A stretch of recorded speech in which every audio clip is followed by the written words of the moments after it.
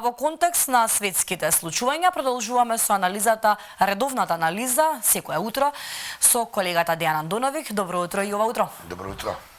Да одеме на започеток со примирието,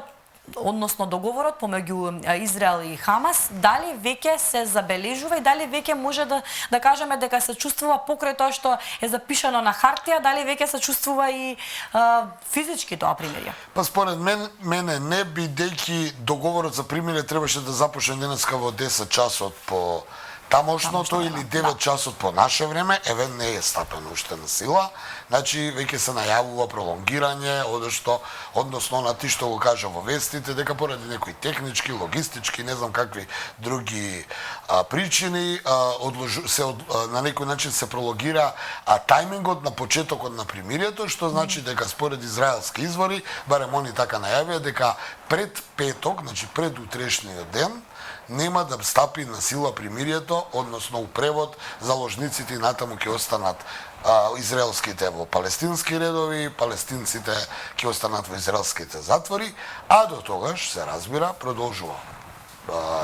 ракетирањето, гранатирањето, престрелките и сето она што се случува, и уште еднаш се покажа дека постигнување на ваков вид на примирие е само една добра шанса на двете завојувани страни дополнително да се прегрупираат, но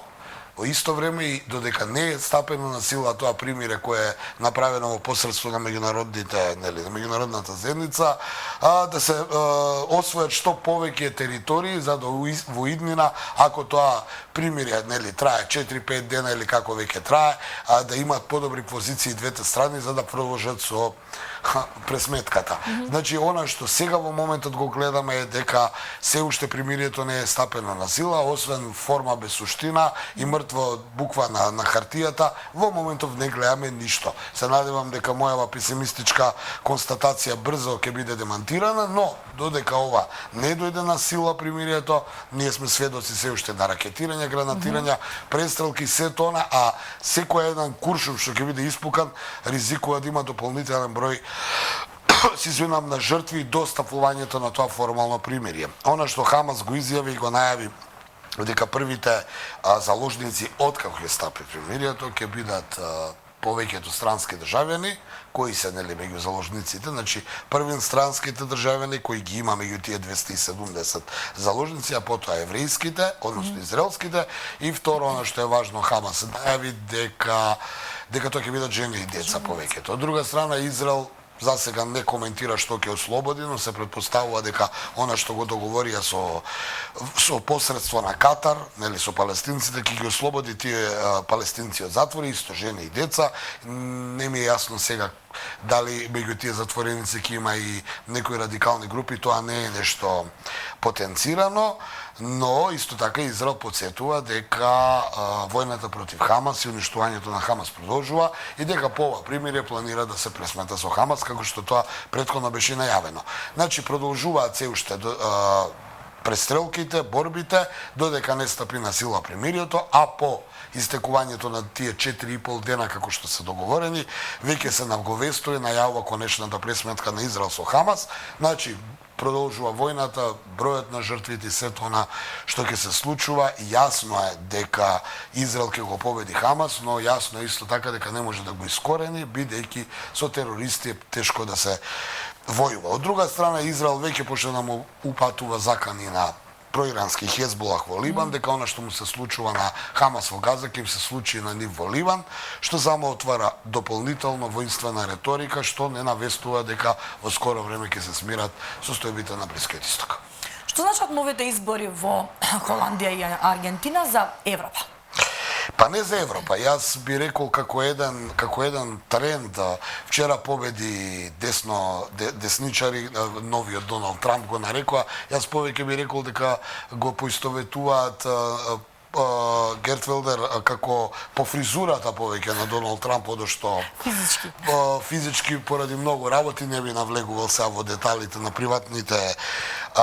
одлуки кои ги прават во животот, но факт е дека победуваат популисти, нешто што е тренд, како доаѓаат избориве, така наместо тие, да кажеме,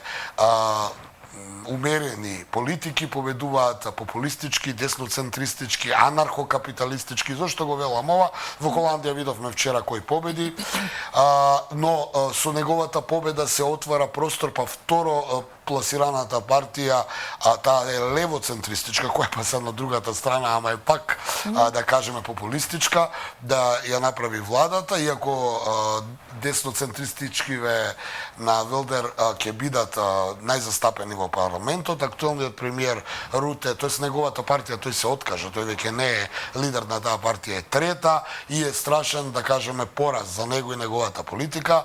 Овој човек што го гледаме на сликата веќе почна да ги вади тие антиисламски, пред се антимарокански, бидејќи мароканците му се во фокусот на вниманието, нарекувајќи ги со погрдни зборови. Од друга страна, зашто го почнав ова за Холандија и не би влегувал многу во оваа приказна, бидејќи дури на 1 декември ќе бидат официјално познати конечните резултати, па тогаш ќе гледаме кој ќе прави влада, иако се навестува дека ќе ја прави второпласираниот левоцентрист. Но на мене што ми ја поврзува работата цела е неодамнешните избори во Аргентина и оној шок каде што Хавиер Милеј, човек кој се смета за анархокапиталиста, уствари со проблематичен и приватен живот би рекол, победува на изборите. И сега што треба да очекуваме од една Аргентина која во Јужна Америка, она што ги разбурка духовите во светската јавност пред се, а малкуми напишуваат за тоа, е неговата најава дека ќе планира да ги врати под аргентинско владение Малвинските острови. Тоа се практично денешните Фокландски острови кои се под владение на Британија и за кои 1981 година Аргентина ги анектираше, па потоа Британија, јас се сеќавам, бев дете, но се сеќавам на тоа, како британската морнарица, кралска морнарица, дури од Британија беше испратена во Аргентина, дојде до судир помеѓу Велика Британија и Аргентина, загинаа 256 британски и околу 400-500 аргентински војници и Британија повторно го врати во свое владение под кралската круна Фокландските острови. Тој сега најавува повторно дека ќе се обиде да ги врати Фокландите на Аргентина, кои се во непосредна близина на Аргентина, и аргентинците тие острови ги нарекуваат Малвински, што ги узбрка страстите пред се во светската јавност, бидејќи ако е тоа така како што тој најавува, значи ние можеме повторно да видиме некаква нова воена криза. Сега на другиот дел од светот имаме Блиски Исток, имаме Русија и Украина. Околу Тајван работите се уште се такви какви што се, уште ако дојде ова во Јужна Америка, буквално почнуваат овие сите десно популистички, лево популистички, сите овие партии со својата политика да предизвикуваат еден вид на глобален конфликт. А што е глобален конфликт? Кога на сите континенти има по некое војно жариште. Благодарам многу, Андоновиќе, за ова гостување во рамките на Слободен печат. Се гледаме и утре, повторно со нови анализи.